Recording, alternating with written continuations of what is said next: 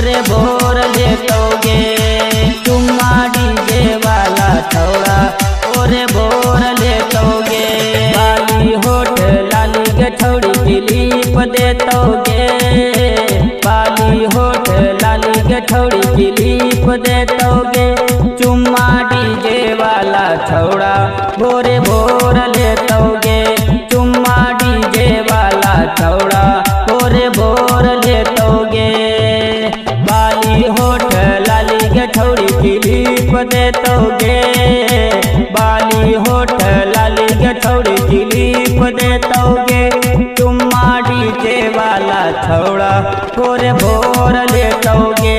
चुम्मा डीजे वाला छौड़ा भोरे भोर लेतोगे।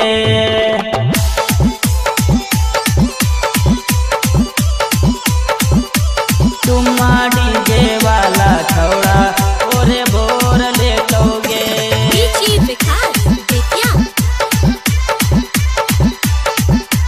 चुम्मा डीजे वाला छौड़ा भोरे भोर लेतोगे।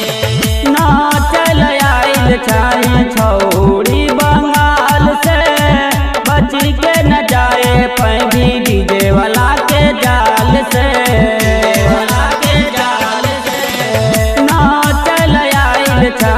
छौड़ी बंगाल से, बच के न जाए पैभी डीजे वाला के जाल से। रात भर बाकी छौगे छौड़ी खूबे नचैतोगे। रात भर बाकी छौगे छौड़ी खूबे नचैतोगे। चुम्मा डीजे वाला छौड़ा भोरे भोर लेतोगे। चुम्मा डीजे वाला छौड़ा भोरे भोर लेतोगे।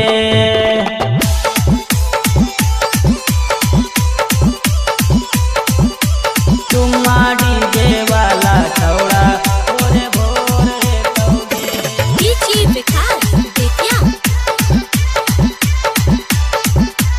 चुम्मा डीजे वाला छौड़ा भोरे भोर लेतोगे। राइटर नंदन दीपक कहो छौड़ी बतिया, रात भर लेतो माजा सटाई के छतिया। राइटर नंदन दीपक कहो छौड़ी बतिया, रात भर लेतो माजा सटाई के छतिया। डीजे नीरज गाना खाली मिथिला बजैतोगे। डीजे नीरज गाना खाली मिथिला बजैतोगे।